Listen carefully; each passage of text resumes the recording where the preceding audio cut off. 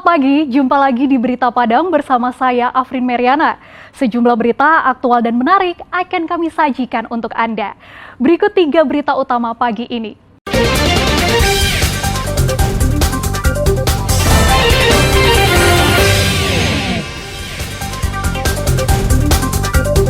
Air sungai Batang Gumanti meluap hingga permukiman di Kenagarian Talang Babungo. Berawal dari pengembangan kasus pencurian sepeda motor, polisi malah menangkap bandar sabu-sabu dengan barang bukti 1 kg. Selain gratis, pengunjung Pantai Padang juga diawasi petugas saat bermain pasir dan berenang di Pantai Padang.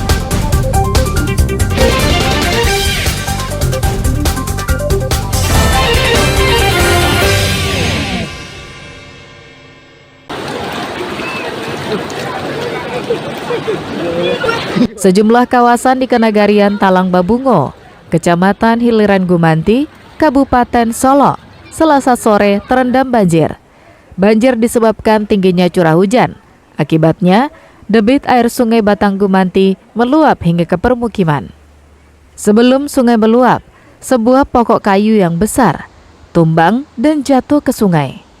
Saat debit air sungai membesar, kayu itu terbawa arus. Akibatnya, air pun meluap dan merendam beberapa rumah yang berada di pinggirnya dengan ketinggian air mencapai 20 cm.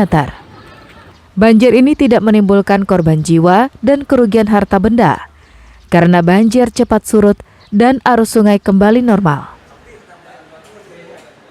Sebenarnya tidak begitu parah lagi, sudah membaik kondisinya, sudah berkurang debit air dan masalah sebenarnya perinciannya sudah teratasi dan di pemukiman masyarakat juga air sudah tidak mengganggu lagi. Air tingginya juga tidak terlalu tinggi, paling tinggi cuma 30-50 cm lah.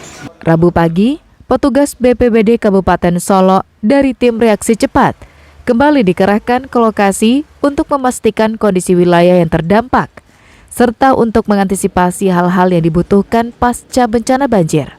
Petugas mengimbau warga, terutama bagi mereka yang berdomisili di daerah-daerah rawan bencana untuk tetap meningkatkan kewaspadaan karena curah hujan masih tinggi.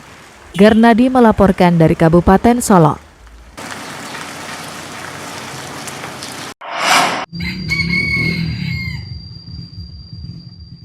Bantuan rumah rusak berat bagi korban gempa Februari 2022 lalu hingga kini belum selesai 100%.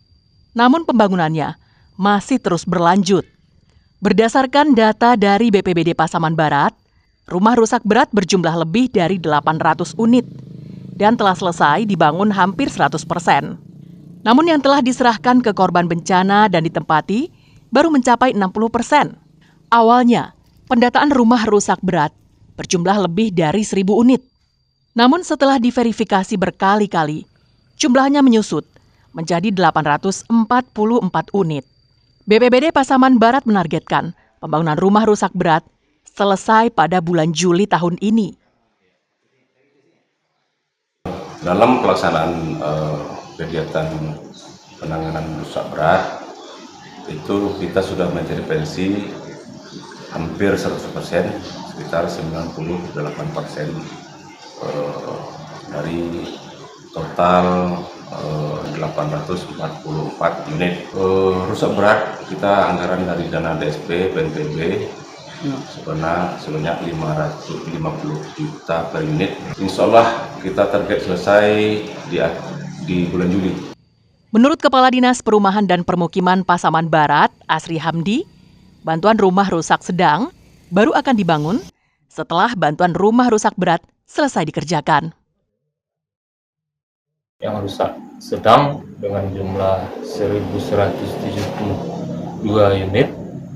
Kemudian untuk progres pelaksanaannya kita masih menunggu rusak berat selesai atau berprogres di BPBD, karena yang rusak sedang ini dilaksanakan setelah yang rusak berat itu selesai. Sumber dana bantuan rumah rusak berat bersumber dari dana BNPB. Sedangkan rumah rusak sedang bersumber dari dana pemerintah Provinsi Sumatera Barat. Lambannya penanganan bantuan ini disebabkan oleh data yang tidak valid, sehingga bantuan yang diberikan pun tak lancar. Safatul Ulum melaporkan dari Pasaman Barat. Alah putih jembatan, baga menyebarang.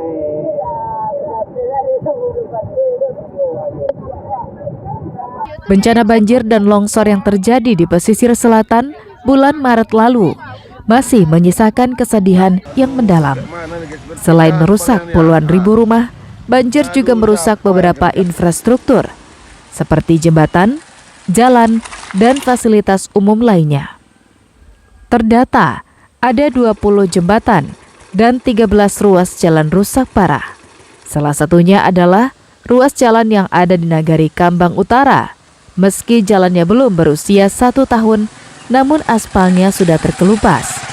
Karena anggaran daerah yang sangat terbatas, maka perbaikannya dilakukan secara bertahap.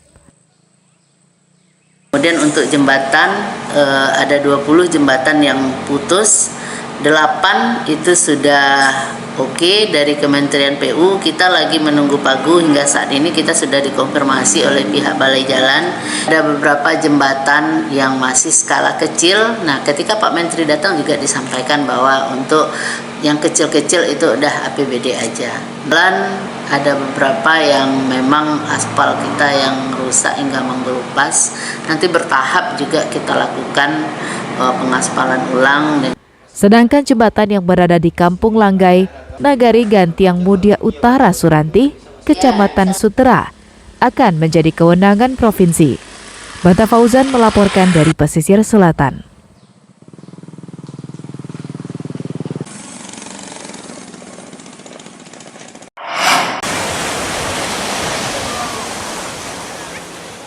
Beginilah suasana pantai Pasir Jamba di akhir pekan. Wisatawan tampak ramai datang ke objek wisata yang banyak ditumbuhi pohon pelindung. Kali ini ada yang berbeda dan menarik perhatian pengunjung, yakni adanya kuda-kuda yang berkeliaran di sekitar pantai. Dan ternyata kuda-kuda itu bisa disewa dan dibawa berkeliling pantai. Harga sewa sangat terjangkau, berkisar antara Rp30.000 hingga Rp50.000, tergantung jarak tempuh. Pengunjung sudah bisa menikmati sensasi berkuda di pesisir pantai.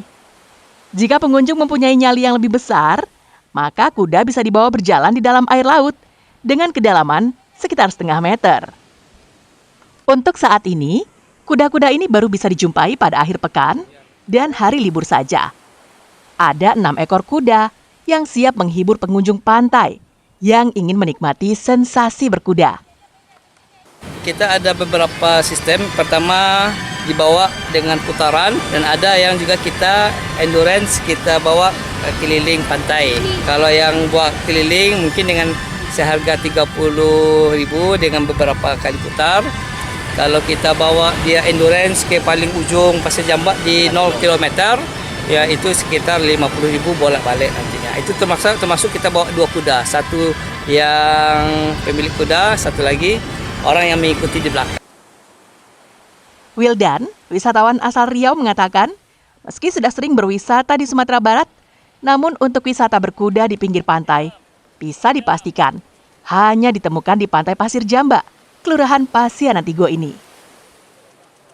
Saya termasuk bersyukur atas kehadiran wisata berkuda di wilayah Pasianan Tigo ini, karena saya adalah termasuk penikmat wisata berkuda dan sangat berapresiasi terhadap pembuat ide tentang wisata berkuda yang baru pertama saya rasa di wilayah pesisir ini. Dan untuk Kota Padang khususnya, barangkali ini termasuk pertama. Saya rasa sih itu sifatnya relatif, karena bagi kantong saya pribadi 50 termasuk terjangkau. Menurut Lurah Pasianan Tigo, wisata berkuda merupakan ide dari Karang Taruna Pasianan Tigo dengan menyewa kuda milik pesantren Kanzul Ulum. Jadi ini adalah kerjasama antar 3 institusi, Karang Taruna, Pemko Padang melalui Dinas Pariwisata, dan juga pesantren Kanzul Ulum yang ada di wilayah kita ini, sebagai pemilik kudanya yang nanti ditata kelolakan dengan Karang Taruna nanti insya Allah. Ya, berarti semua binaan dari pihak kelurahan ya Pak ya? Ya alhamdulillah Karang Taruna binaan dengan pihak kelurahan dan pondok pesantren juga partner kerja kelurahan dalam pembinaan.